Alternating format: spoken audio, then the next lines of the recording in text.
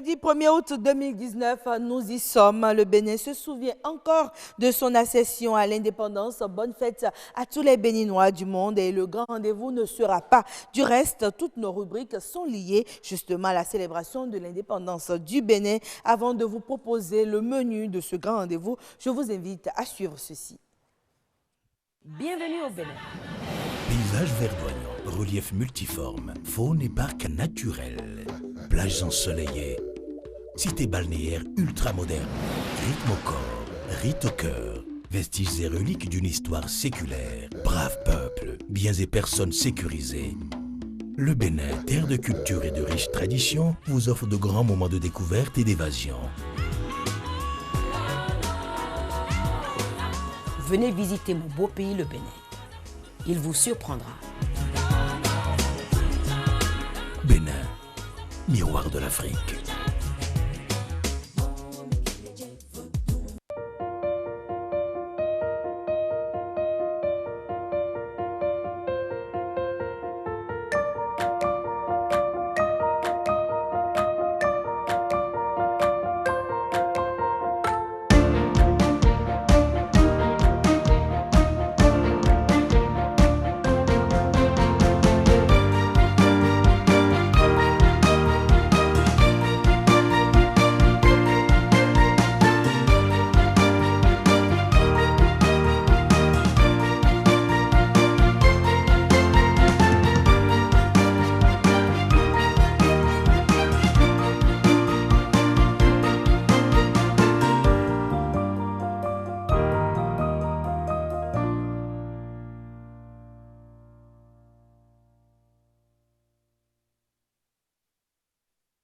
Voilà, mesdames et messieurs, merci de demeurer fidèles au programme de votre chaîne Bénin Business 24. Le grand rendez-vous se poursuit. Nous avons 4 rubriques au menu de ce grand rendez-vous. Celui de ce soir, dans le cadre des festivités du 1er août, plusieurs rassemblements sont prévus un peu partout sur le territoire national. Et les experts vous le diront, il n'est guère prudent d'avoir des manifestations publiques sans prévoir le dispositif de secours. Yasmine Dabata et son invité ont choisi de s'y pencher, ce sera dans nature et bien-être. L'autosuffisance alimentaire reste un objectif à atteindre pour tout pays indépendant. Comment envisager de rester souverain tout en dépendant encore de l'apport extérieur pour se nourrir? Qu'est-ce qui peut constituer un frein pour le Bénin dans l'atteinte de cet objectif?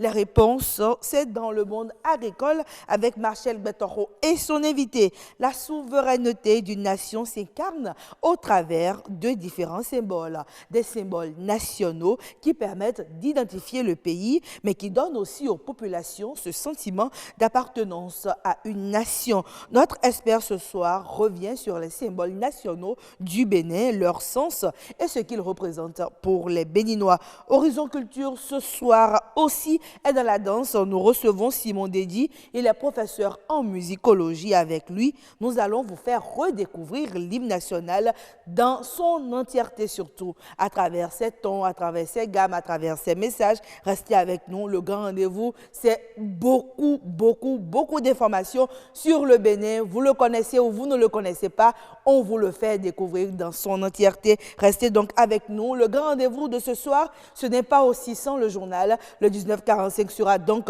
au menu. Et nous vous laissons tout de suite poursuivre la présentation du menu du journal par Nadège Soni. Bonsoir Agnès Bello, bonne fête de l'indépendance à vous et à nos chers téléspectateurs. Le défilé militaire et paramilitaire marquant le 59e anniversaire de notre indépendance s'est déroulé ce matin à la place de l'Étoile Rouge. Nous reviendrons sur les moments forts de cette cérémonie. Le projet H a été lancé il y a quelques jours. C'est un projet qui a pour ambition de reconstruire le système de protection sanitaire du Bénin. Et puis, les mangroves participent à la lutte contre le réchauffement climatique. Un agronome nous parlera à 19h45 de l'utilité de leur conservation. Merci Nadège. On vous retrouve donc à 19h45, mesdames et messieurs. Place au tout premier plateau, Nature et Bien-être.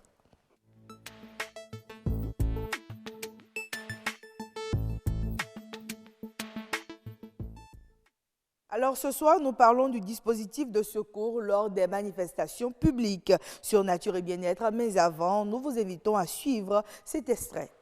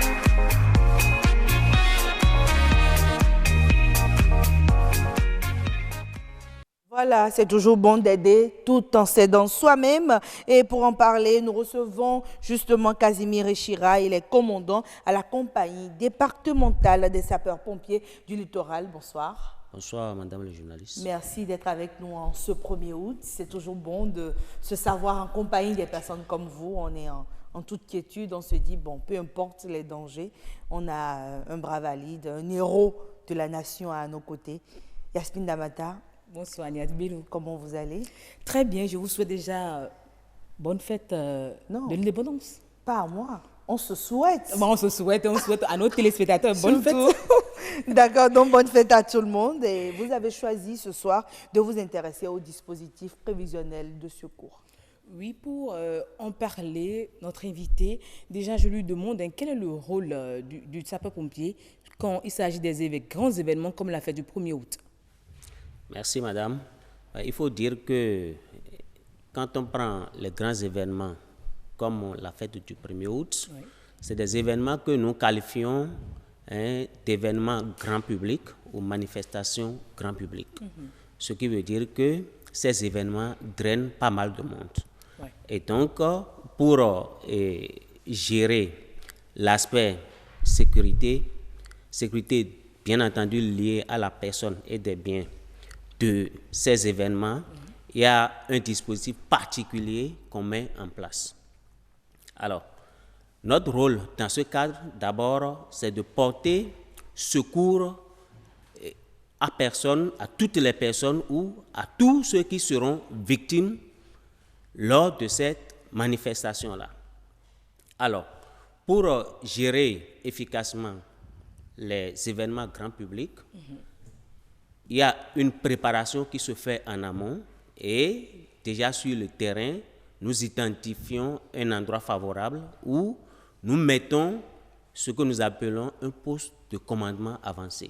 D'accord. Et à l'intérieur de ce poste, il y a tout un ensemble de services qui s'y trouvent. Quels sont ces services? Il y a, dans le cadre du 1er août, il y a les sapeurs-pompiers naturellement, il y a la police, il y a les militaires, il y a les gens de la santé. Oui. Voilà, il y a tout cela qui s'y trouve parce que le travail à faire est appelé travailler en interservice. Okay. Alors, les pompiers, à part qu'ils sont représentés dans le poste de commandement avancé, ils ont également des secouristes sur le terrain dans toute l'envergure du déploiement de personnel. Il y a des secouristes qui sont là, oui, si bien que quand quelqu'un est pris de malaise, oui, systématiquement, ils sont alertés et c'est fait en sorte qu'ils doivent remonter la situation vers leur chef hiérarchique par des canaux bien définis qu'ils connaissent. Voilà. Alors, si vous permettez, hein, est-ce qu'il y a il y a un arsenal quand même qui est mis en place pour vous permettre une certaine fluidité quand on se rend compte que quand on parle de manifestation, c'est un groupement, un attroupement de personnes et c'est pas toujours évident de circuler en slalomant. Est-ce que vous avez des canaux pour pouvoir justement accéder à ces personnes dans le besoin? Justement, c'est pourquoi je disais tantôt que à l'avance, on a fait une préparation et il y a un plan de circulation qui est déjà déterminé, qui est prévu. Et donc, les secours savent par où véritablement il faut passer pour accéder à chaque endroit où il y a de victimes. Il y a donc un travail qui se fait en amont, forcément. Voilà, il y a forcément un travail qui est fait en amont, qui est affiné en amont. Mais dans les cas de défilé de 1er août, quels sont les cas de malaise que nous avons généralement? Oui, vous savez, il y a des gens qui viennent au lieu des manifestations en étant déjà malades. Alors, ceux-là, ils peuvent être pris d'un malaise sur le champ et ils vont tomber. Ou soit, pour une raison, pour une autre, il y a de la bousculade quelque part. Et puis, quand c'est une grande foule et que la bousculade part d'un endroit, c'est que ça se répercute sur une grande partie de la foule, du public. Est-ce que vous voyez? Et c'est ça, nous appelons la panique. Et donc, dans ces cas de panique, on peut avoir affaire à des blessés également. Est-ce que vous voyez? Et pour une autre raison, il peut y avoir également une autre forme de panique. Et donc, les gens vont chercher à quitter les lieux ou à se mettre en sécurité d'eux-mêmes. Mais étant donné que c'est une grande foule que nous avons, forcément, il y a des gens qui seront blessés, qui en seront victimes. D'accord, mais moi je me demande, avec toute cette chaleur-là, le 1er août, souvent, il y a toujours le soleil qui est au rendez-vous. Comment est-ce qu'on gère?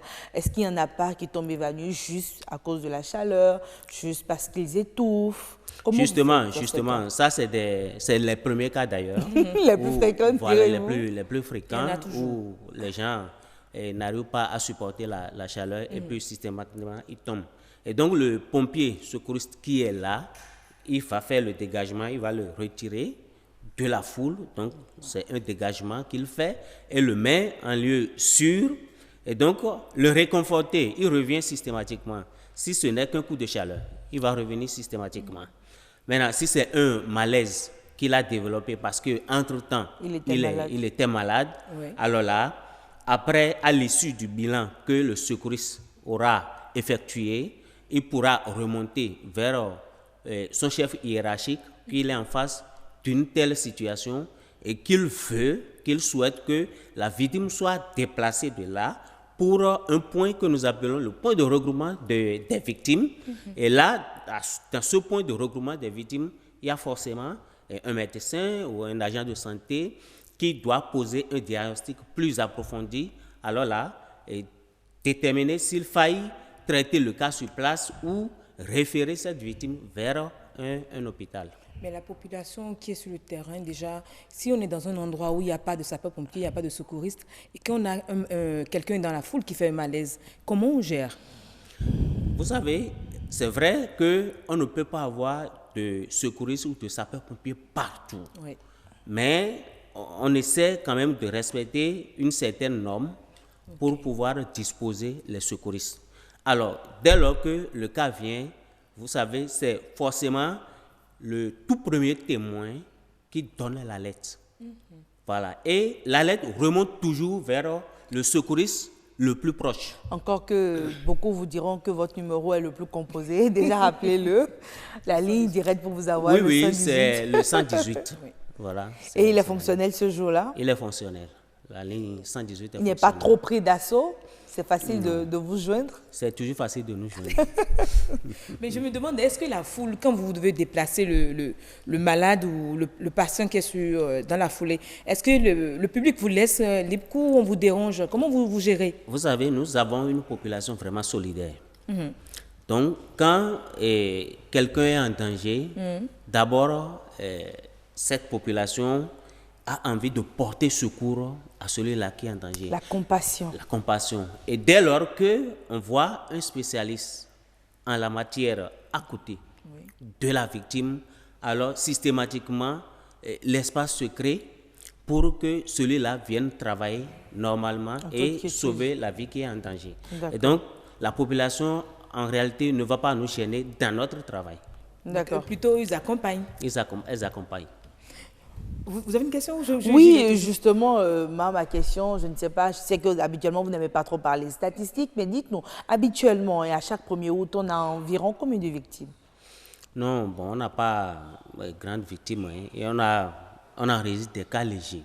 Des cas légers? Oui, c'est peut-être 5, peut-être 7, c'est fini. Mais sur place, l'instant d'après, c'est des gens qui se retrouvent. D'accord. Voilà. Après le soin d'urgence dont vous avez parlé? Oui, ils se retrouvent. D'accord. C'est très bien de nous parler de tous ces soins-là. Yasmine Damata, je crois que ça donne envie au prochain 1er août 2020 d'assister aux manifestations publiques. D'être dans le public, parce que souvent, moi, j'évite d'être dans le public à cause de ces différents accidents. Voilà. Donc maintenant, je peux y aller, parce que je sais qu'il y a les sapeurs-pompiers, il y a les secouristes, il y a le corps médical qui est présent sur le terrain.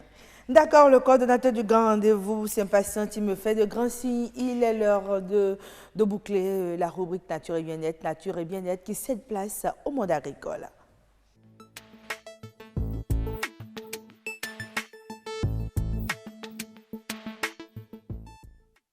Le monde agricole ce soir reçoit un invité que vous connaissez si vous êtes justement un fidèle téléspectateur du Grand Rendez-vous. Il s'agit d'Albert Onlonkou, il est économiste agricole. Avec lui, nous allons nous intéresser à l'autosuffisance alimentaire. Où en est le Bénin? On le reçoit tout juste après ceci.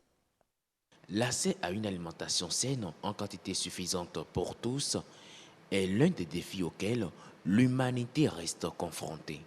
Une association de jeunes béninois militant au sein d'une organisation font de ce besoin fondamental l'une de leurs priorités. Nous avons initié ce forum, c'est pour pouvoir partager avec les jeunes les résultats de quelques expérimentations qui ont été faites dans les centres de recherche étatiques et également dans les universités du Bénin. Contrairement à ce qui se passait il y a de cela 5 ans, aujourd'hui, on paye le gari jusqu'à 400 francs. Donc on s'est dit, mais qu'est-ce qui est à la base de ces flambées? Est-ce que c'est un manque de motivation au niveau des producteurs ou c'est parce que la politique agricole au niveau central ne permet pas pour que cette production, on puisse la booster et pour pouvoir répondre aux différentes questions d'autosuffisance alimentaire au Bénin? Nul n'est de trop dans l'atteinte de cet objectif. Afin de booster leur rendement, les producteurs ont besoin d'être soutenus. Dans ce cas d'espèce, des chercheurs béninois s'attellent à mettre à leur disposition certaines variétés améliorées de produits agricoles de première nécessité. Les variétés améliorées de maïs, c'est une innovation de la recherche. Ça permet aux producteurs d'avoir un rendement supérieur lorsqu'elles utilisent les variétés locales. Une autre innovation de la recherche, c'est les structures de stockage qui permettent aux producteurs de conserver pendant longtemps une durée relativement plus longue les différents produits issus des récoltes. Selon la FAO, près de 795 millions de personnes souffrent de la faim dans le monde, soit une personne sur 9. Ce constat est plus flagrant dans les pays en voie de développement. Au Bénin, par exemple, elles sont 1,1 million de personnes à être en état d'insécurité alimentaire. L'heure est donc grave et nécessite des actions concertées, même si certaines se présentent encore sous forme de perspectives. Nous avons des actions en amont de la production et qui permettent d'augmenter en fait la productivité agricole. Il s'agit notamment de la mise en place des légumineuses, du soja, et il s'agit après de les aider à la mise en marché, les relations contractuelles avec le marché pour ne pas brader les produits et pouvoir les livrer à un bon prix. Les perspectives, c'est que d'ici l'année prochaine, la campagne prochaine, nous puissions avoir ici, au sud du Bénin, donc dans l'Atlantique et aussi dans le plateau, près de 50 hectares de production de manioc. En tant que jeunes et que nous nous mettons en coopérative, on a la possibilité et la capacité de produire en quantité et à moins de coûts pour pouvoir répondre à l'autosuffisance alimentaire. La mise en œuvre effective de ces différentes actions permettra certes de juguler un tant soit peu la faim du Bénin. Mais il faut que les acteurs agricoles travaillent véritablement de concert. Voilà, tout le monde a donc appelé au travail pour qu'on puisse aller vers cette autosuffisance alimentaire. Machel Guetoro, bonsoir. Agnès Bello, bonsoir. Comment vous allez? Très bien, merci. Et chez vous? Le 1er août, il s'est bien passé? Avec toutes les couleurs possibles. Waouh! Non, mais on n'en a que 3. Hein. Si vous en avez inventé d'autres, vous n'êtes plus au Bénin, là, Machel Guetoro. Donc, on s'en tient aux 3 couleurs. Je ne sais pas si le monde agricole a ces couleurs propres. Ah, d'accord, ça, on vous le concède. Non, d'accord. Sur ce plateau, vous recevez Albert Onlonkou, il est économiste agricole et c'est lui que vous nous avez déniché pour ce plateau sur l'autosuffisance alimentaire. Exactement, on va essayer de voir si le Bénin, après 59 ans, a pu quand même faire un bon bilan en matière d'autosuffisance alimentaire. Bonsoir, professeur. Bonsoir, Machel. Comment vous allez? Ça va très bien. Bonne fête. Bonne fête aussi. D'accord. Oui. Alors, avec vous, on va faire l'exercice cette fois. Déjà, si aujourd'hui, on peut avoir une petite statistique sur l'autosuffisance alimentaire au Bénin, est-ce que le Bénin peut se dire déjà avoir fait un pas dans ce sens-là? Oui, bon, peut-être avant de venir aux statistiques, définissons ce qu'on appelle d'abord autosuffisance alimentaire. C'est clair, hein, tout le monde ne comprend pas toujours. Oui. C'est pour dire, est-ce que tout ce qu'on consomme au Bénin, est-ce qu'on arrive à produire ça? D'accord. C'est-à-dire, on a la production locale. Maintenant, si on enlève les exportations, est-ce que ce qui reste arrive à nous suffire, à nous nourrir à l'intérieur? Bon, en termes terre à terre, ce que nous mangeons, oui. Est-ce que c'est ce que nous produisons? Est-ce que c'est nous-mêmes qui produisons tout ce que nous mangeons? Oui. Et quand la question est déjà posée comme ça, on voit que c'est très difficile d'avoir l'autosuffisance alimentaire parce que nous mangeons un certain nombre de produits. Donc, il se pourrait que nous ayons l'autosuffisance dans certains produits et même dégager le surplus pour l'exportation. Mais d'autres, on peut ne pas avoir l'autosuffisance alimentaire. On peut avoir des exemples, par exemple? Oui. Par exemple, nous avons l'autosuffisance en maïs, par exemple. Okay. Mais on est à la limite, on est autour de 100%. C'est-à-dire, quand on prend la consommation locale sur la production, moins plus les importations, moins les exportations, on est à 100%. Ce qui veut dire que pour le maïs, par exemple, on a l'autosuffisance alimentaire. Mais pour le riz, nous n'avons pas l'autosuffisance alimentaire. Il en est de même pour la pomme de terre. Donc, globalement, lorsqu'on prend toutes les productions du Bénin, et je crois que j'ai lu un rapport de 2015, le rapport national sur le développement humain du PNUD. Oui. Globalement, on peut dire que nous avons l'autosuffisance alimentaire, mais nous sommes encore vulnérables parce que quand on a calculé le taux pondéré, on est autour de 91,7%. Donc, ça peut aller jusqu'à 100%. Mais tant que ça ne dépasse pas les 100% d'une certaine marge, on ne peut pas dire qu'on est complètement autosuffisant Si vous permettez, avant qu'on en arrive à ce qui explique, moi j'aimerais comprendre comment est-ce que cela se traduit dans le quotidien des populations. Oui, dans le quotidien, est-ce que ce que nous produisons suffit pour notre consommation? Pour le maïs, oui. On suppose que ce que nous produisons, ça suffit à la limite. Oui. Si on n'a pas beaucoup d'exportation, là, ce qui reste là, ça nous permet de nous nourrir.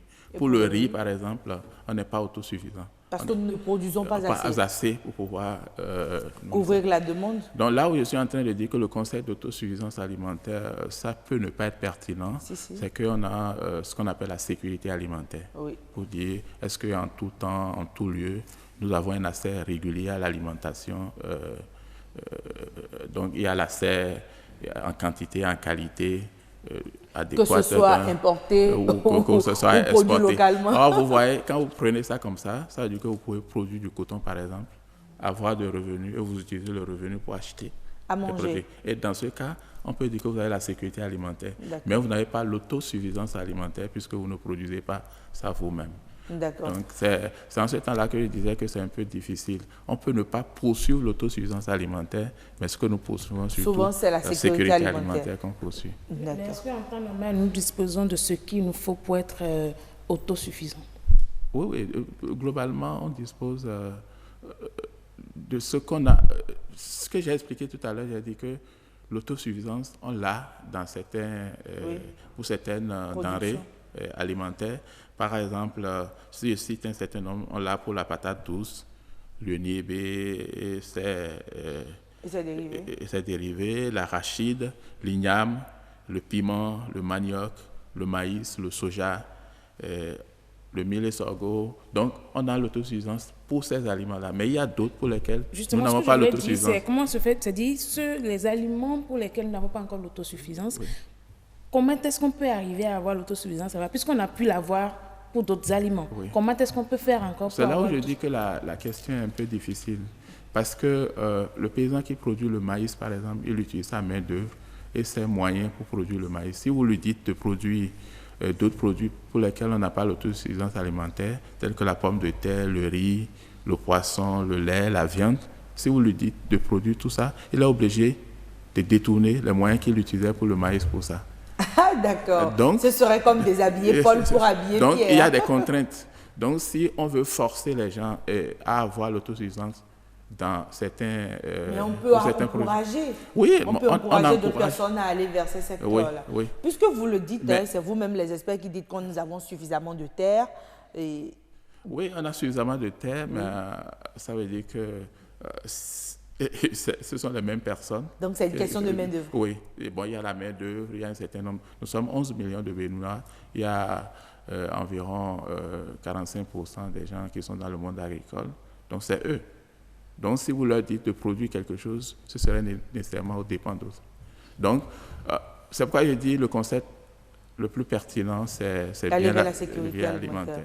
Parce que sinon, on va dire, non, il faut abandonner le coton, par exemple, pour aller produire la pomme de terre ou le riz. D'accord, mais que répondez-vous à ces États-là qui disent que quand on parle d'autosuffisance alimentaire, c'est aussi une question de souveraineté? Oui, ça, je suis parfaitement d'accord. C'est-à-dire que lorsque vous n'êtes pas autosuffisant et que c'est une denrée principale pour vous, et lorsque vous êtes en conflit avec un autre pays, par exemple, et ce pays vous dit que vous n'allez pas importer cet aliment, vous allez avoir des problèmes. Donc, c'est pourquoi les gens parlent de souveraineté alimentaire. Donc, certains peuvent dire, bon, on peut poursuivre l'autosuffisance alimentaire coûte que coûte, mais comme je le dis, on a fait l'évaluation pour 20 produits alimentaires, mais au Bénin, on en consomme beaucoup plus. Peut-être qu'on en consomme 40, 50. Donc, on ne peut pas toujours avoir l'autosuffisance alimentaire. Dans tous les domaines. Dans tous les domaines. Donc, c'est relatif. Mais on peut isoler les denrées principales. Je sais qu'au Bénin, on consomme bien le maïs, on consomme bien le manioc. Mais le riz, aujourd'hui, est devenu une denrée principale. Je suis d'accord. Le riz, ce n'est plus un aliment de luxe qu'on mange pendant les périodes de fête. C'est vous l'expert. Dites-nous, quand on parle d'importation, le riz, quel est le taux d'importation du riz? Le riz, bon, au niveau du riz, on a l'autosuffisance alimentaire à 25%. Ça veut dire qu'il y a un écart de 75% qui est comblé par l'extérieur. Imaginez si on doit bloquer le port. Comment on fait pour manger le riz, Marcel Guetoro? Oui, comment on fait pour manger le riz? Et puisque moi, je veux savoir tout simplement que faire maintenant pour quand même aller vers l'autosuffisance, tout simplement. Aujourd'hui, on a fait déjà pratiquement 60 ans. Nous sommes déjà en train de fêter les 59 ans. D'ici un an, on fera 60 ans. On n'est toujours pas autosuffisant. Comment faire maintenant pour développer davantage notre autosuffisance, que ce soit au niveau du maïs déjà qui est fait et au niveau d'autres aliments, d'autres denrées?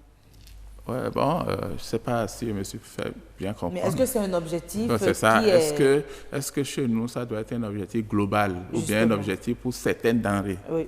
Et pour cela, pour le maïs déjà, on l'a. Pour le manioc, on l'a. Pour l'igname, on l'a. Mais je dis, nous sommes toujours vulnérables parce que si pour le maïs, le manioc, c'est 100%, on est à la limite. C'est quand on va être à 150% qu'on a dit, bon, on dégage un bon surplus pour l'exportation et que s'il y a un choc soudain, on ne peut pas descendre en dessous de 100.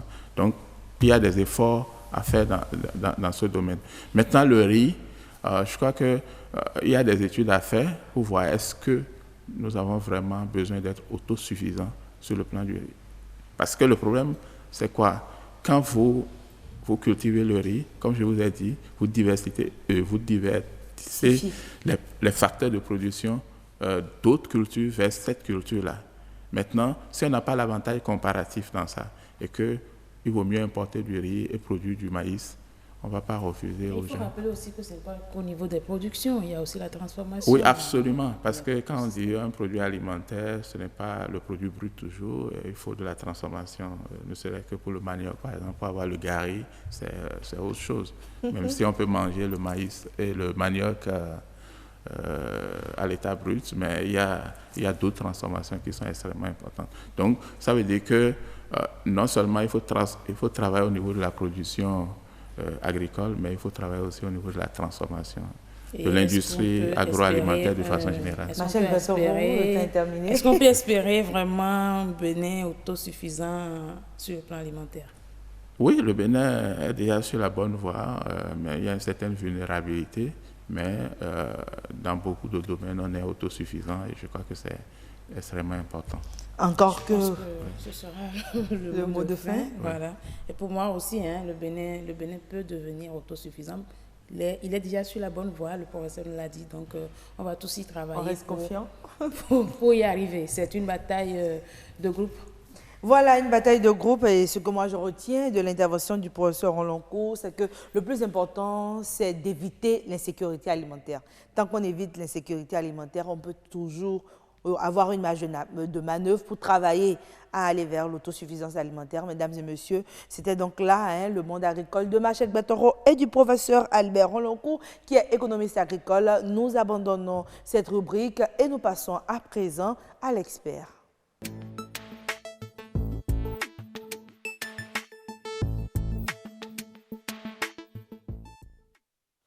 Symboles nationaux, portée, essence, on en parle avec notre expert sur ce plateau. Bonsoir. Bonsoir Madame la journaliste. Comment vous allez? Je vais très bien, excellemment. Capitaine Hogan, ou je prononce bien? Oui, capitaine Denis Hogan, exactement. Ok, voilà. Merci d'être avec nous ici sur ce plateau. Déjà, votre habillement le dit, vous représentez la police républicaine. Merci d'être avec nous. C'est un plaisir, madame. Avec vous, nous nous intéressons aux symboles nationaux, nous parlons portée, essence. Eh bien, quand on parle d'un pays indépendant, c'est aussi un pays souverain. Et quand on parle de souveraineté, cela s'attache à certains symboles. Quels sont les symboles nationaux du Bénin? Merci, madame la journaliste. Avant tout propos, je voudrais déjà vous féliciter pour la thématique que vous avez choisie, parce que les symboles dans un État c'est des choses très, très, très importantes. Et je crois que la loi fondamentale du Bénin, je veux parler de la Constitution du Bénin, déjà en son article 1er, a énuméré un certain nombre de symboles. Et j'ai choisi 4 sur lesquels nous allons échanger. D'accord. Alors, donc... On peut y aller, il n'y a pas de problème. On peut y aller. Les 4 qui vous intéressent. Merci, madame. Mais le 5e, on y revient, ne vous inquiétez pas. Avec plaisir, madame la journaliste. Alors, donc, il y a le premier des symboles, d'abord, c'est l'emblème. Nous parlerons de l'emblème, nous parlerons de l'hymne. Avec la complicité de notre réalisateur, si on peut avoir quelques images de l'emblème, voilà. Exactement. Voilà. On vous écoute. Alors, l'emblème du latin emblema signifie ornement surargenté. C'est un être ou un objet destiné à symboliser une notion abstraite ou à représenter une collectivité, un métier ou une personne. D'accord, mais l'emblème du Bénin représente quoi? L'emblème du Bénin, c'est le drapeau tricolore, le vert, jaune, rouge. Vous savez que cet emblème a changé jusqu'en 1975. Avec le marxisme-léniniste. Avec le régime marxiste-léniniste. Il a changé du vert, jaune, rouge au vert avec une étoile. Je vous fais grâce de la définition de ces deux couleurs-là. Je voudrais m'attarder simplement sur le vert, jaune, rouge. Alors, lorsque vous voyez l'hymne national sur lequel nous viendrons tout à l'heure, le vert a une signification, le jaune a sa signification et le rouge également. Le vert. Alors, l'hymne national, déjà, le vert, la verdure, c'est déjà l'agriculture, c'est la richesse du Bénin. Le rouge, c'est le courage, ça évoque le courage. Et partout où vous voyez la couleur rouge, c'est quand même le courage. Mais d'autres parlent de sang versé pour défendre le pays. Oui, vous savez, chacun y va de son interprétation. Mais moi, je préfère que nous nous concentrions à ce qui est officiel. Et cela a été, comme je l'ai dit, et clairement dit à travers l'hymne national. Donc, le jaune, c'est le présage. Donc, voilà à peu près les 3 couleurs, le vert, le jaune et le rouge, les différentes significations. Je vais sur l'hymne national du Bénin, est l'aube nouvelle. Comme je l'ai dit, tout ça a été prévu dans la Constitution du 11 décembre 90. Donc l'aube nouvelle, c'est ça qui est l'hymne national. Un hymne national, c'est en fait un chant patriotique. C'est un chant autour duquel toute une nation se réunit. Et vous devez le constater, chaque fois qu'une équipe nationale joue, c'est à travers l'hymne national que tout est lancé, les hymnes des deux pays qui se font face. Et vous savez, chaque fois qu'on chante l'hymne national au Bénin, il y a une certaine ferveur, une certaine solennité, un engouement qui l'accompagne. Oui, mais alors, si vous permettez, puisqu'on parle, on a tantôt parlé de l'emblème, on a parlé du drapeau, il y avait quand même un respect. Quand on voyait la montée des couleurs, quand on voyait le drapeau, une certaine crainte presque de ce symbole-là national. Mais de plus en plus, on a l'impression qu'il y a un désintérêt, un désamour. Comment est-ce que cela pourrait être restauré? Moi, je pense que de toutes les façons, chacun à son niveau, les gens s'évertuent à faire amener un certain nombre de valeurs civiques. Vous savez, nous sommes...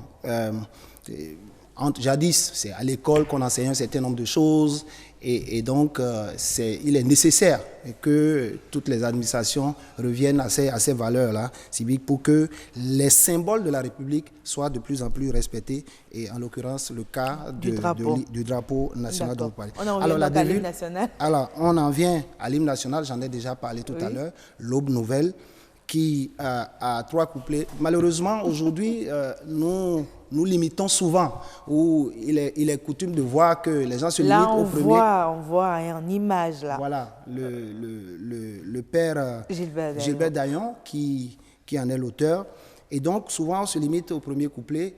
Il serait de plus en plus intéressant qu'on puisse aller aux 2 derniers couplets qui regorgent de messages poignants. Puisqu'il regorge de messages poignants. Et donc, l'hymne national a une valeur lorsque c'est son entièreté qui est exécutée. Il faut qu'on s'y attelle. Oui, mais déjà, avant que je ne vous laisse développer les autres emblèmes, le nom déjà de cet hymne national, quand on parle d'aube nouvelle, cela renvoie à quoi? Comme je l'ai dit tout à l'heure, l'aube nouvelle, c'est le nom que...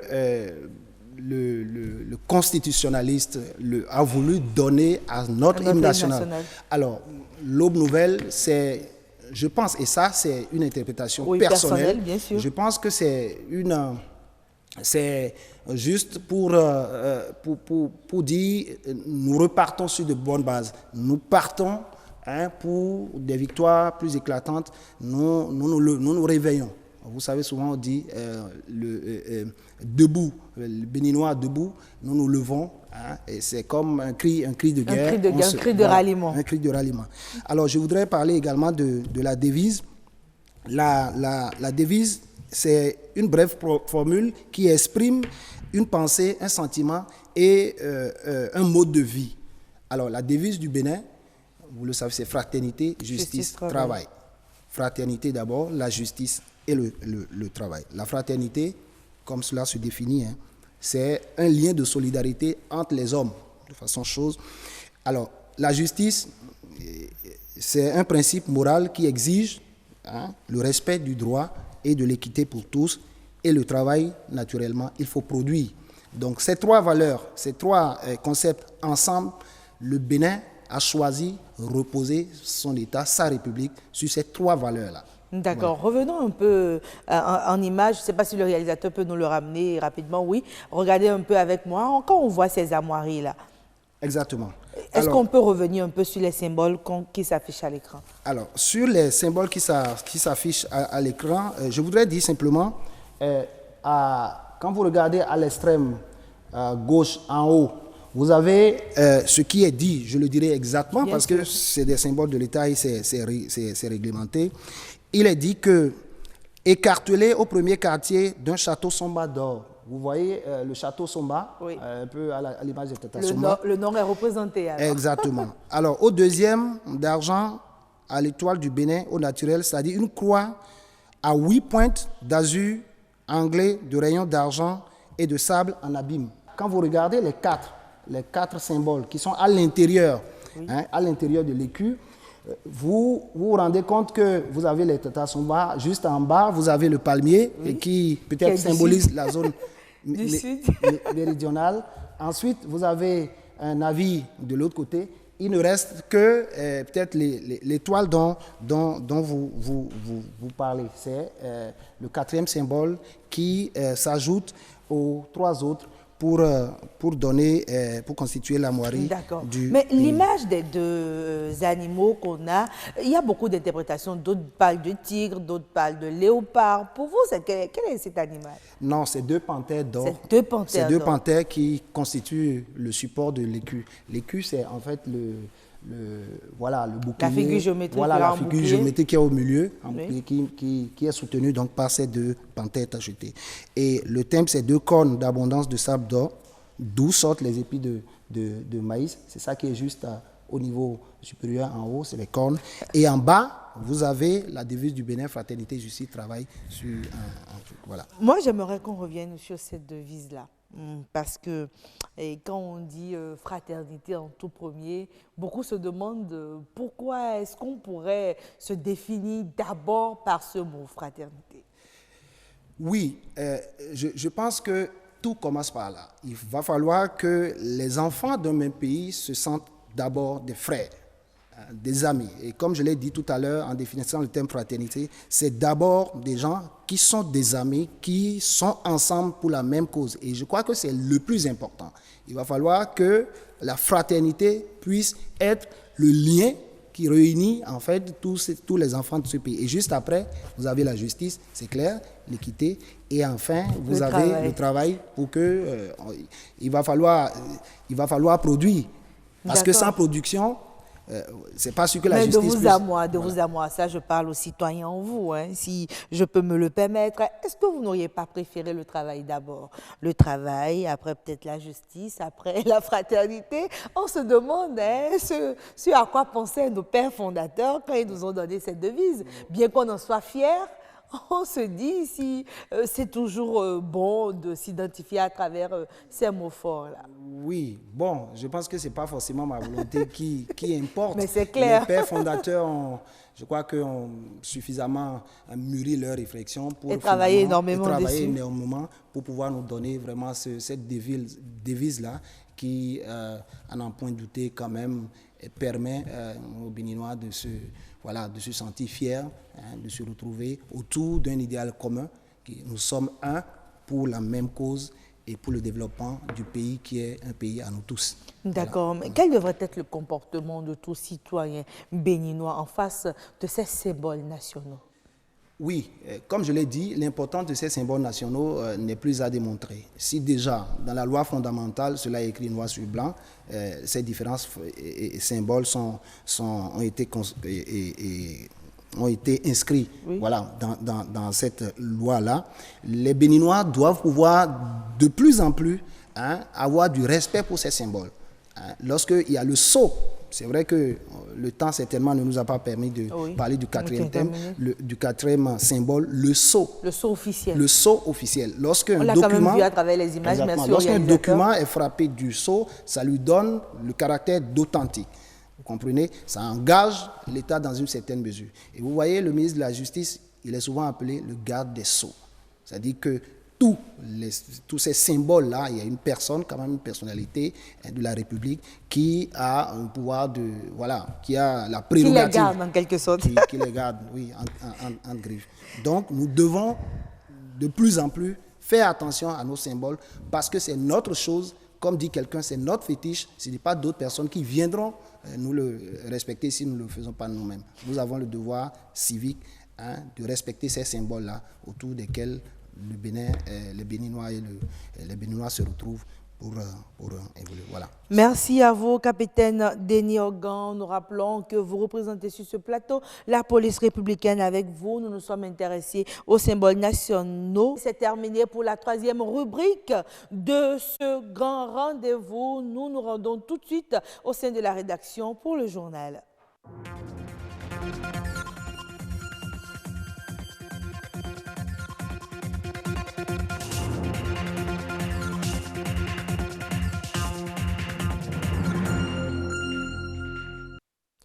Bonsoir à tous, bienvenue dans cette édition du soir sur la chaîne du développement. Célébration du 59e anniversaire de l'accession du Bénin à la souveraineté internationale.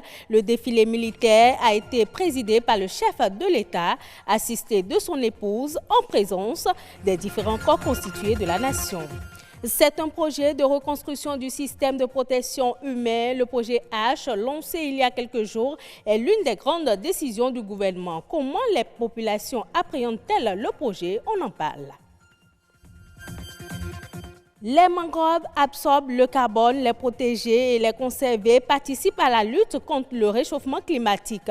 En quoi sont-elles utiles pour l'écosystème? Un spécialiste nous éclaire.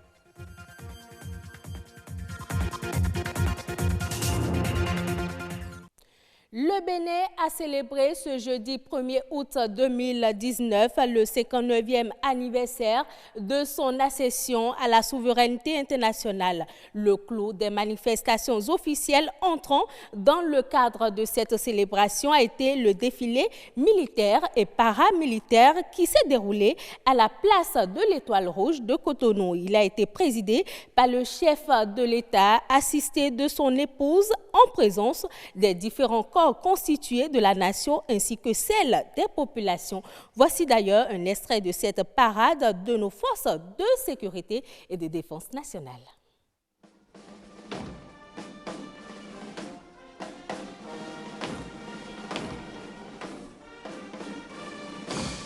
Monsieur le Président de la République, distingués hôtes, vous apercevez le peloton des unités spécialisées de la police républicaine.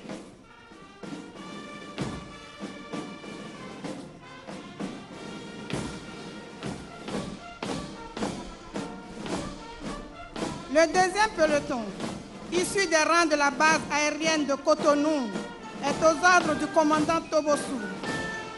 Il s'agit du peloton du personnel spécialiste, navigant ou non, qui concourt à la mise en œuvre des vecteurs aériens dont sont dotées les forces aériennes. L'opération est très délicate, à en juger non seulement par l'identification et l'intervention sur un engin explosif improvisé, mais aussi et surtout les vies humaines qui sont en danger. L'attitude de l'otage sera donc fonction du comportement de ses ravisseurs et du contexte local. Et enfin, un camion brut de 75 tonnes. Il vient pour apporter une réponse à l'état des lieux critiques en matière de protection sociale au Bénin. Le projet Assurance pour le renforcement du capital humain Arche a pour ambition de reconstruire le système de protection sanitaire dans une perspective de renforcement du capital humain. Ceci afin d'assurer l'accès équitable des soins de santé. C'est une première depuis 1960. De quoi retourne le projet et comment les populations l'appréhendent? Les précisions avec Ulvaïs Balogo. Au Bénin, le taux de pauvreté est d'environ 40%, dont plus de 22% sont des Béninois extrêmement pauvres. Des milliers de personnes qui n'ont pas accès à des soins de santé de qualité. À cette situation vient répondre le projet Assurance pour le renforcement du capital humain Arche, un projet qui vise à accroître la capacité et l'accès aux services sociaux de base. L'initiative, qui vient d'entrer dans sa phase pilote, reçoit déjà l'adhésion des populations. C'est salutaire pour les populations. Désormais que les populations, même si elles n'ont pas les moyens, aillent vers les centres de santé pour éviter le pire.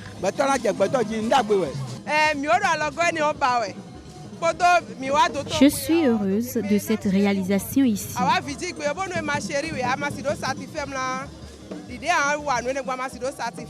Le projet Arche, c'est un ensemble de 4 volets. L'assurance maladie, la formation, le microcrédit et l'assurance retraite. Il vient ainsi répondre aux nombreuses difficultés des populations en matière de prise en charge sanitaire. Cela veut dire que nos enfants, nos parents, nos femmes enceintes qui n'ont pas les moyens peuvent aller se soigner gratuitement. Parce que nous sommes pauvres, il faut vraiment développer une stratégie pour faire traiter nos parents qui n'ont pas les moyens. L'Arche repose sur les valeurs d'équité et de solidarité nationale. Il entend lever les obstacles financiers, notamment les paiements directs par les patients, et implique la prise en charge sur fonds publics des frais de santé des personnes qui ne sont pas en mesure de les supporter. Connaissez-vous les mangroves? Elles sont essentielles pour l'écosystème de marais maritimes, incluant un groupement de végétaux spécifiques. Ce sont des zones remarquables de par leur richesse et leur capacité d'absorption du carbone. Rien que pour ces raisons, leur préservation s'impose. Macinthe Ogou, ingénieur agronome, nous parle ici de l'utilité des mangroves. Il est au micro de Amandine Agnomosu. Les mangroves, en termes d'utilité, on peut d'abord voir le dispositif. Avec les racines de chasse, ces mangroves, sinon les palétuviers, permettent la reproduction des poissons et de beaucoup d'autres espèces ressources halieutiques. Et les mangroves permettent l'accueil des oiseaux qui quittent les zones de fraîcheur de l'autre côté pour venir passer un temps, le temps de se reproduire ou d'éviter quand même le froid. Et ces mêmes mangroves sont les lieux où beaucoup d'espèces, les lézards, les crabes, se développent. Mais la plus grande menace, c'est beaucoup plus l'action de l'homme et action centrée sur la coupe. La coupe pour diverses activités. Et pour une gestion durable, la première chose, c'est d'abord éviter la coupe.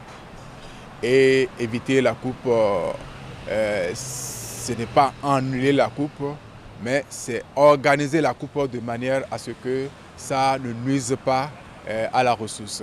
Faire en sorte que les populations comprennent l'utilité de cet écosystème de mangroves et travaille pour sa préservation. Et travailler pour sa préservation, c'est développer des activités non en conflit avec la destruction des palétuviers et autres espèces de mangroves. Et de l'autre côté, il faudrait que les tests qui régissent la gestion de ces écosystèmes, que ces tests soient également mis en application pour permettre à la population de comprendre que oui, éduquer, c'est une bonne chose, mais il faudra également respecter la réglementation en vigueur dans le pays. On reste en environnement, mais au Sénégal, l'affichage sauvage des flyers a provoqué une pollution visuelle qui dénature complètement l'image des collectivités territoriales de la région de Dakar. Le gouvernement s'engage à y mettre un terme. Le reportage de Issa Thioro-Gueye de la RTS. Le visuel sauvage est une tache noire sur la plupart des collectivités territoriales de la région de Dakar. L'ayant su depuis longtemps et pour apporter une solution durable, la commune de Gorée a pris la forte mesure de tout réglementer, ce qui lui a valu le titre de collectivité écologique, modèle dans le domaine de la certification territoriale en Afrique. Aujourd'hui, le maire en donne la recette. Il y a un plan de sauvegarde de l'île de Gorée qui pose un certain nombre d'interdictions, dont notamment le fait de ne pas dénaturer l'environnement, architectural, de sorte que les affichages tels qu'on les voit dans les grandes villes sont pratiquement interdits. La pollution visuelle, c'est un phénomène que l'on peut découvrir partout dans la région de Dakar. On le découvre sur la corniche à Dakar, le long de l'autoroute, dans les collectivités de Pikine, Guédiawaye et Rufisque, pour les édiles de Mbambilor et Golfe Sud, une loi d'encadrement s'impose, mais pour réguler seulement. Vous avez sur les murs, sur les ponts, partout, des écritures sauvages qui polluent l'atmosphère. Je crois que les maires doivent s'y mettre aussi et délibérer afin que les auteurs de ces faits soient punis. Nous demandons au gouvernement de créer une agence de régularisation pour mieux gérer l'affichage au niveau des collectivités territoriales. et cela permettra aux collectivités territoriales d'en bénéficier. Dans la région de Dakar, les collectivités territoriales font tout pour avoir des recettes financières. Le stationnement payant fait de plus en plus recettes, a souligné le maire de Patte d'Oie, en serre des dévaluations de l'acte 3 de la décentralisation dans la région de Dakar. Mais faudrait-il encore l'encadrer par des dispositions réglementaires favorables aux collectivités? Estime l'édile de Rufisque-Est. Le ministre des collectivités n'a pas manqué de le relever afin d'aller vers une dépollution visuelle à l'heure de la transition agroécologique, si chère au chef de l'État. Le président Macky Sall a demandé au gouvernement de prendre en compte cela, d'en discuter avec les maires qui sont bénéficiaires, parce que prélevant des taxes sur cette publicité, de normaliser cela en relation avec les autorités compétentes. Ces questions doivent être adressées et on doit leur trouver donc des solutions idoines. Doit être approfondie la réflexion sur les ressources financières et foncières ainsi que les limites territoriales, soutient la ville de Rufisque avec son imposant projet de carré d'or dans un long plaidoyer argumenté dans ce sens, soutenu en cela par les communes de Mbambilor et Diamniadio. Pour autant, il est un défi à relever, la dépollution sauvage, la lutte contre les visuels anarchiques. Retour au Bénin, les initiés des arts martiaux saluent la mémoire de leur grand maître. De son vivant, Boniface Bosukpe a initié et formé plusieurs pratiquants. Pour lui rendre hommage, les passionnés de cette discipline sportive ont organisé une séance au cours de laquelle plusieurs pratiquants ont démontré plusieurs tableaux. C'était à la place Lénine de Cotonou, Francis Faton, Lazare Migan. L'art martial. Les pratiquants se défient. Ici, à la place Lénine, ils sont plus d'une cinquantaine à se donner au mouvement du corps. Tout ce que vous avez vu comme mouvement, c'est une expression. Vous allez voir des attaques, des défenses, des techniques de lance, tout ça inspiré de la vie quotidienne des animaux et surtout de la réactivité que l'être humain doit donner face à une situation un peu compliqué.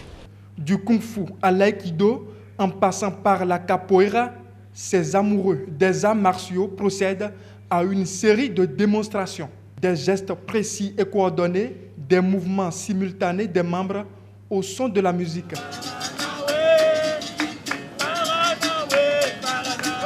Les pratiquants démontrent la beauté de cet art au grand public. Le kung-fu, c'est un art de vivre, c'est une philosophie. C'est une philosophie qui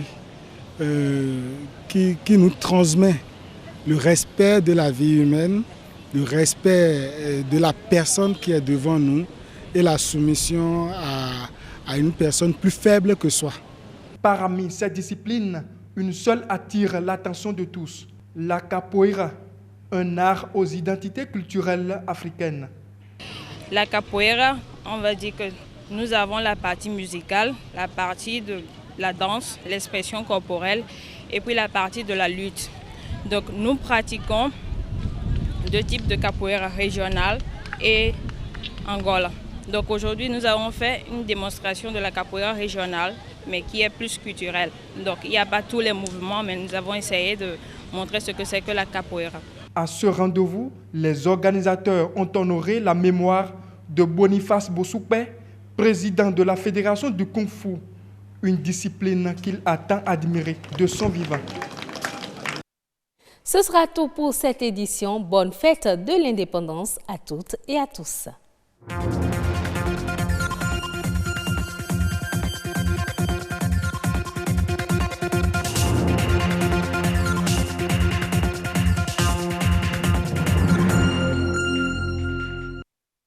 Merci à vous, Nadège Soni, pour cette brillante présentation de ce journal. Nous passons à présent au dernier plateau du Grand Rendez-vous. Il s'agit de la rubrique Horizon Culture. Jennifer Sachivi est attendue donc de ce côté-ci. On la reçoit tout juste après ceci.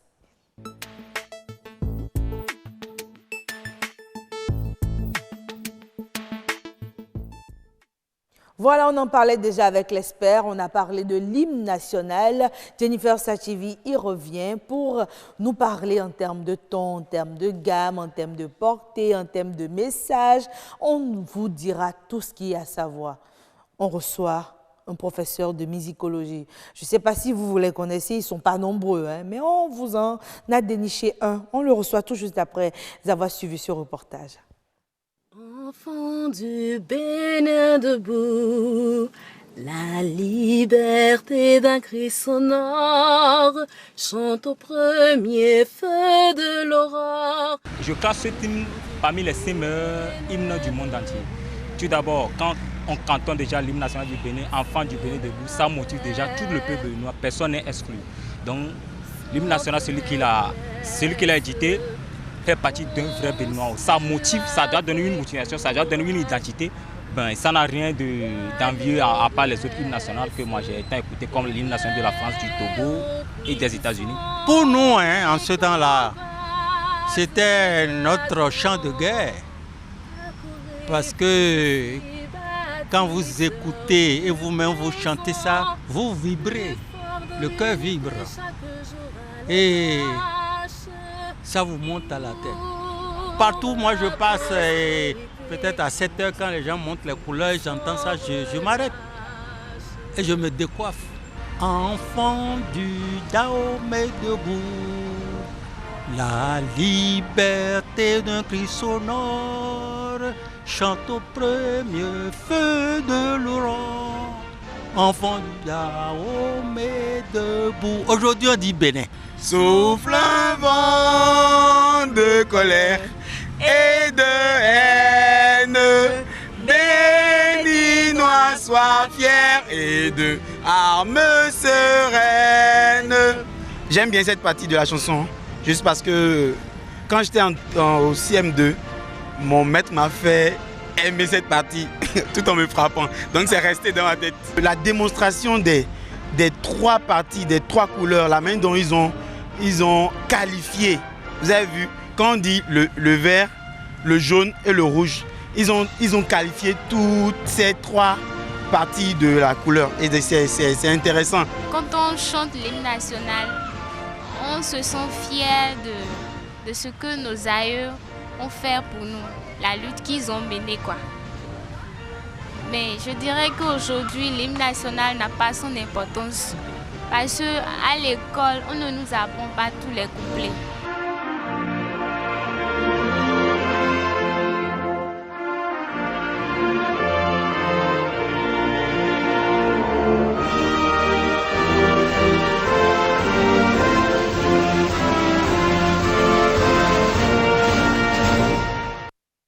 Retour sur ce plateau pour recevoir Jennifer Sativi et son invité. Ce soir, dans la rubrique Horizon Culture, nous recevons un musicologue. Il s'agit de Simon Dedi. Bonsoir. Bonsoir, madame. Merci d'être avec nous sur ce plateau. Merci pour Vous avez suivi cet élément témoin qui parlait de l'hymne national.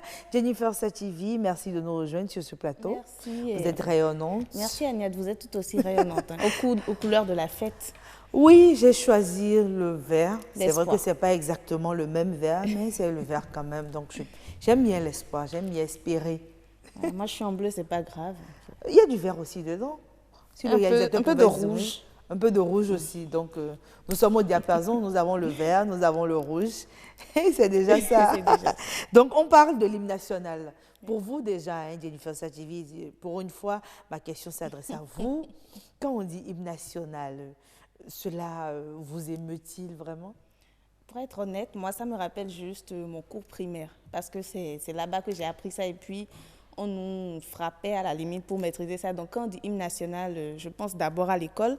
Et puis ensuite, quand je revois les paroles, c'est quand même profond. Donc, c'est ça. Les paroles sont profondes. Oui. Je ne vous dénie pas cela. Le musicologue ne nous dira certainement pas le contraire.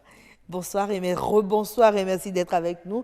Jennifer Sativi, l'invité est à vous. Oui. Avant de parler musique, je vais également lui poser la même question que vous m'avez posée. Quand on parle d'hymne national, pour vous, qu'est-ce que cela représente? Moi, ça me rappelle les temps de la Révolution. Parce que quand on devait chanter l'hymne national ou quand on devait hisser un drapeau, il fallait absolument que tout le monde s'arrête. C'était un moment solennel où il fallait chanter. Donc pour moi, l'hymne national, c'est la fierté de mon pays. avec ces paroles, avec cette musique, je suis fier, je suis souvent heureux d'être béninois. Et à l'opposé, je regarde certains pays, quand vous prenez par exemple les Brésiliens, quand il y a un match de football, ils sont fiers de chanter leur hymne, c'est leur identité. Alors pour moi, l'hymne national, c'est mon identité. D'accord. Voilà. Ok, mais en tant que chanson, l'hymne national, comment vous l'appréciez maintenant en tant que chanson? Oui, c'est quand on regarde le musicien qui l'a composé, le niveau musical de ce prêtre avec lequel j'ai eu la chance de travailler d'ailleurs dans les années 84. Okay. Et je crois qu'il a su choisir, la gamme dans laquelle le chant pouvait être joué, pas chanté, joué, parce qu'il a écrit la chanson pour la fanfare en principe. Il a su choisir la gamme qui atteint facilement les âmes. Ensuite, l'enchaînement, la succession des accords, c'est-à-dire la marche mélodique a été une marche extraordinaire. Et tout ça concourt donc à retourner, ça permet du moins aux paroles d'atteindre notre cœur, de nous atteindre. Ok, donc je suppose que tout ça, tout ce qu'il a choisi là, c'était pour un objectif précis. C'était pourquoi? Pour toucher les cœurs ou... Ah oui, c'est pour toucher les cœurs et révéler notre pays et nous inviter absolument à ce que notre pays doit faire, ce que chaque jeune doit faire à la suite de nos aïeux qui sont battus pour nous. Alors vous voyez, quand on prend juste le refrain, enfant du Bénin, debout. Est-ce qu'on peut combattre assis? Jamais. Est-ce qu'on peut gagner assis? Première phrase, enfant du Bénin. Dit enfant, Dieu n'a pas dit enfant d'ailleurs, enfant de chez nous. Debout. Oui. D'accord. Voilà, donc vous abordez également le message, à part le refrain, tout le reste, quelle appréciation vous en faites? Les 3 couplets sont très, très, très riches. Il dit, au premier, enfant du Bénin debout, voyez, et au refrain, mais au premier couplet, il nous invite au courage, à la fierté, à nous battre pour récupérer notre liberté. Voyez? Et tout de suite, au deuxième, il nous invite à l'amour de la patrie. À l'amour de la patrie. Et au troisième, il enchaîne et nous parle enfin de notre drapeau. Il parle du vert, il parle du jaune, il parle du rouge. Le rouge qui exprime la bravoure de nos aïeux. Il nous invite à nous mettre à la suite de nos aïeux. Il parle du vert qui est l'espoir. Qu'il soit vert clair, vert quoi, en tout cas c'est du vert. Ça c'est un couplet qui est adressé, mesdames et messieurs. J'ai compris le message, le vert c'est le vert. Et il nous parle du jaune après, il nous demande d'aller fouiller dans nos terres pour aussi notre trésor. Notre trésor c'est bel et bien dans nos terres. Vous voyez, je souffre à un moment donné lorsque j'apprends que des Africains sont noyés en mer parce qu'ils vont chercher les droits ailleurs, alors qu'on a nos trésors ici, dans nos terres, nos palmiers, nos monts et tout ça. Nos mots ensoleillés. Voilà. Agnès, c'est assez intéressant. Donc, tous ces thèmes se retrouvent dans notre hymne. Il faut juste savoir les décrypter, c'est ça? C'est bien ça. Oui, mais déjà, moi, je me rends compte tout de suite que Simon Dédi a son couplet préféré. C'est le 3e couplet. C'est votre couplet préféré, apparemment. Ben non, mais j'ai eu la chance de diriger ce morceau, l'hymne national, avec le chœur polyphonique national du Bénin, qui est le 3e maillon de l'ensemble artistique national du Bénin.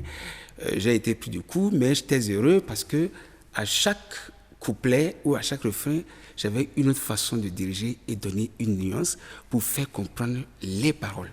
Donc le couplet 1 ou le couplet 2, le couplet 3 s'enchaînent. L'un ne peut pas vivre sans l'autre. Voilà. Justement, en parlant de la façon d'interpréter, on voit qu'à part les chorales, il y a assez de chorales qui ont repris, mais d'autres le font parfois en opéra. Certains essaient d'en faire une version moderne. Voilà. Donc, comment l'hymne national doit être interprété? Bon, je leur concède. Moi, ceux qui le font en opéra, je concède. Ceux qui le font en moderne, je concède. Mais je voudrais bien revenir sur un aspect. Quand on parle d'hymne national, c'est notre identité.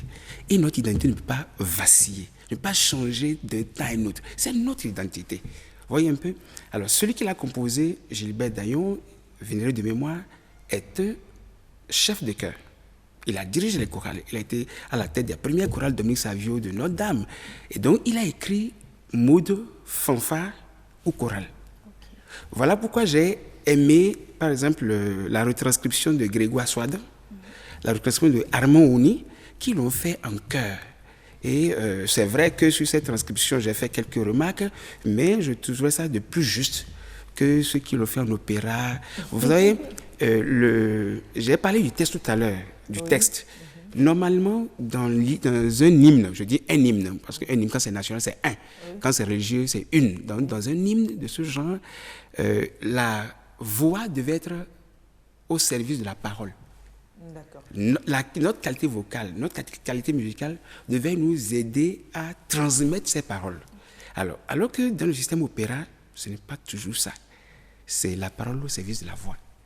Alors, vous voyez, en le chantant, je ne vais pas critiquer, hein, je le concède, mais je le préfère en chant choral, mais même moins harmonisé en 4 voix. Je préfère 1, 2 voix pour que les paroles transparaissent. D'accord. Voilà si vous permettez, Jennifer Sativi, là vous avez parlé d'émotion, vous avez parlé de messages qui doivent atteindre le plus grand nombre et qu'on le veuille ou pas, la jeune génération a ses codes. D'accord, à ces codes. Et Jennifer Sativi l'a constaté certainement. Hein, je vais revenir sur ce Vox Populi, justement. On se rend compte que c'est peut-être une façon aussi d'intéresser toutes les couches de la population à cet hymne national. Oui, vous savez, j'ai dit souvent, lorsque vous ne donnez rien aux autres, ils se contentent de ce qu'ils ont. Ah, d'accord. Qu'est-ce qu'on leur propose? Qu'est-ce qu'on leur dit dans nos écoles par rapport à notre hymne? Vous voyez un peu? Donc, il faut qu'on ait le courage de dire notre hymne ne peut pas être interprété comme ça. Et on doit rester dans l'esprit de celui qui l'a composé. Vous voyez, nous sommes jeunes. Donc pour vous, il ne faut pas dénaturer. Il ne faut pas dénaturer. Il faut rester Il faut rester figé. Pas figé, mais rester dans la ligne. Rester dans la ligne. Dans la ligne. Ça, c'est un jeu de mots. Hein. Je vous vois venir, Simon Deji. Justement, en parlant des écoles, est-ce que c'est assez promu, nos hymnes, est-ce qu'ils sont assez valorisés dans les écoles? Ça, c'est un problème sérieux. Et je crois que vous avez suivi avec nous sur les ondes d'ici ce jeune qui a chanté l'hymne national à Lokossa et qui a mélangé pratiquement tous les couplets. Heureusement que notre chaîne a su écrire ce qui va suivre est tout sauf l'hymne national du Bénin. Vous vous souvenez? Alors, mais c'est dangereux que nos enfants, nos frères, nos jeunes frères ne puissent pas chanter. Et ce qui est plus drôle et dramatique, c'est que nos propres enseignants ne savent pas le chanter. Et moi, j'ai été témoin dans certaines écoles où l'enseignant ne pouvait pas enseigner l'hymne national. Il a mis de faux mots. J'ai dit non, monsieur, là, ce n'est pas ça. Ici, c'est ça, c'est ça, c'est ça. Moi, je pense qu'on devait avoir le courage de dire à notre système éducatif, le civisme, là, on ne doit pas le laisser. Et le civisme commence par notre hymne national. Vous voyez un peu? Donc, il faut retourner peut-être cet enseignement des chants dans les écoles normales d'instituteurs ou de professeurs. Bon, moi, je l'ai dit en parenthèse, je suis professeur de mathématiques, mais pendant longtemps, et professeur d'informatique, quand je dois enseigner certains théorèmes, je les écrivais en chansons. Et quand j'enseigne aux enfants, ils retiennent mieux que de bûcher, ça passe. Donc, retournons un peu cette musique-là dans nos écoles, avec nos professeurs, avec nos instituteurs, peut-être que ça passera. D'accord. Agnès, vous pouvez me donner juste 30 secondes pour 30 finir. secondes, voilà, en 30 secondes, il y a eu d'autres interprétations de l'hymne national dans d'autres langues comme le fon et le dindi. Donc, est-ce que vous pensez que le message est toujours poignant et est-ce que ces interprétations sont restées fidèles? Oui. Est-ce que le message reste le même? Voilà. Je crois que c'est ça. Les messages restent le même. Et vous avez parlé du fon et du dindi. Il y a 3 mois, au CGE de Dassa, l'hymne national a été chanté par un groupe d'élèves. Ce qui était merveilleux, c'est qu'à la fin, tous les enseignants et élèves ont applaudi. Donc, ils ont chanté dans leur langue? Dans la langue dacha. En idacha, ils ont chanté en idacha. Tout le monde a applaudi. Ils ont aimé. Moi, si vous vous dites du fond de mon cœur, l'hymne national interprété en fond ou traduit en fond est beaucoup plus poignant pour moi qu'en français. Parce que en fond, ils ont utilisé une gamme qu'on appelle les gammes pentatoniques, qui isolent les demi-tons, qui effacent toute mélancolie. Ça efface. Alors ici, on nous montre que nous sommes des guerriers. Vous voyez, alors quand on regarde les textes et la gamme dans laquelle ils ont rechanté, composé le chant en fond, j'ai trouvé que c'est extraordinaire. Simon Dedi. Voilà.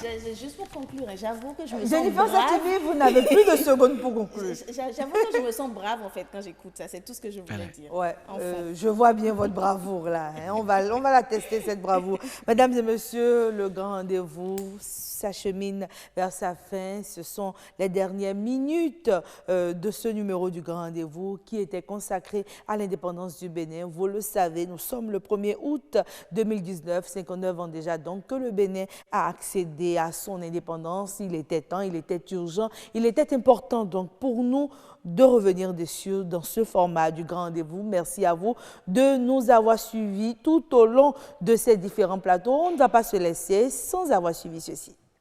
Bienvenue au Bénin. Paysages verdoyants, relief multiforme, faune et parcs naturels, plages ensoleillées, cité balnéaire ultra moderne, rythme au corps, rite au cœur, vestiges et reliques d'une histoire séculaire, brave peuple, biens et personnes sécurisées. Le Bénin, terre de culture et de riches traditions, vous offre de grands moments de découverte et d'évasion. Venez visiter mon beau pays, le Bénin. Il vous surprendra. Bénin, miroir de l'Afrique.